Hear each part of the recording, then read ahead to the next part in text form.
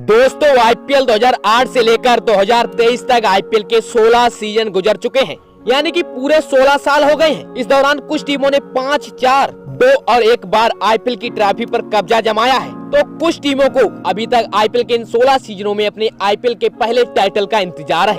16 साल दोस्तों, मतलब जो बच्चे 2008 में पैदा हुए होंगे उनके दाढ़ी और मूछें झलकने लगी होंगी और अब कुछ ही सालों में सरकार उन्हें वोट देने का भी अधिकार दे देगी। दोस्तों इस दौरान आईपीएल में अगर किसी टीम की चर्चा है तो वो है आरसीबी की, यानी कि रॉयल चैलेंजर्स बैंगलोर की। वो टीम जो साल 2008 के पहले सीजन से आईपीएल की इस लीग का हिस्सा है, लेकिन अभी तक आईपीएल का अपना पहला टाइटल जीतने में नाकामयाब साबित हुई है। दोस्तों तो आज के इस वीडियो में हम बात करने वाले हैं रॉयल चैलेंजर्स बैंगलोर की, जो आईपीएल 2023 के 16वें सीजन में आईपीएल से बाहर हो गई है और प्लेऑफ का रास्ता भी तय नहीं कर पाई। दोस्तों तो वीडियो में हमारे साथ बने रहिए अंत तक और वीडियो को लाइक करके चैनल को सब्सक्राइब करके बेल आइकन को ऑन कर लीजिएगा।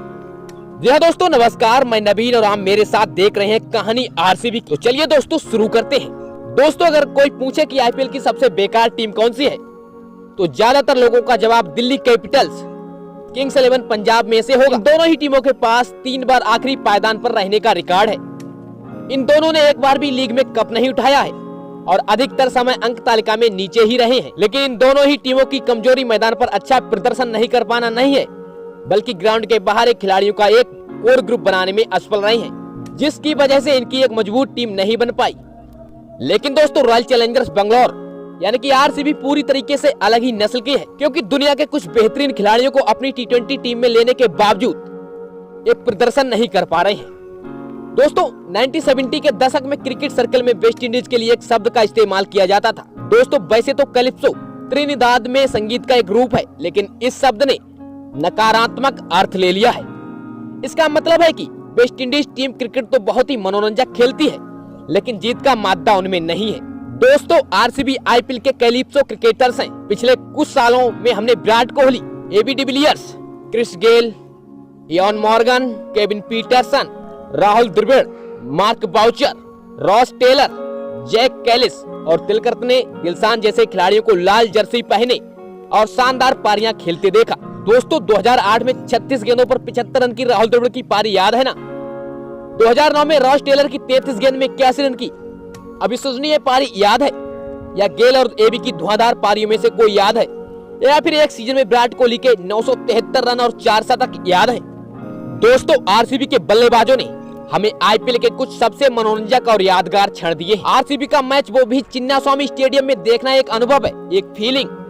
माहौल जितना आप सोच सकते हैं उससे भी अच्छा होता है। स्टेडियम में आरसीबी के लिए लोगों की दीवानगी इतनी होती है कि आप भी खुद ब खुद आरसीबी के लिए ही चीयर करने लगते हैं। फिर चाहे आप किसी भी टीम के समर्थक हो, वहाँ के माहौल में आप ऐसे रम जाते हैं कि आरसीबी के लिए तालियां बजाते नहीं थकते। क्रिस गेल जब 175 रन बनाते हैं तो आप पागल हो जाते हैं, या जब एबी डिविलियर्स अपने ही साथी और उस समय के विश्व के बेस्ट बॉलर डेल स्टेन के एक ही ओवर में 23 रन ठोक डालते हैं तो आप खुशी से झूम उठते हैं, सीटियां बजाते हैं और एबी चिल्लाने लगते हैं और गला फंसा लेते हैं।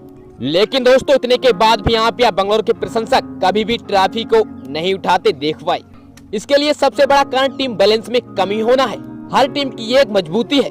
सनराइजर्स को अपनी गेंदबाजी पर गर्व है, सीएसके को उनकी बल्लेबाजी में गहराई के लिए जाना जाता है। मुंबई इंडियंस ने अपने नाम के मुताबिक ही आईपीएल में लगातार घरेलू प्रतिभाओं को जगह दी है, तो भाई केकेआर को स्पिनरों के लिए जाना जाता है। ये इन टीमों की मजबूती का सिर्फ एक हिस्सा है। पिछले एक दशक से आरसीबी प्रबंधन जो गलती बार बार दोहरा रहा है वो ये है कि कुछ बल्लेबाजों को बार बार खरीदना, रिटेन रखना, लेकिन बाकी सभी डिपार्टमेंट की पूरी तरीके से अपेक्षा करना।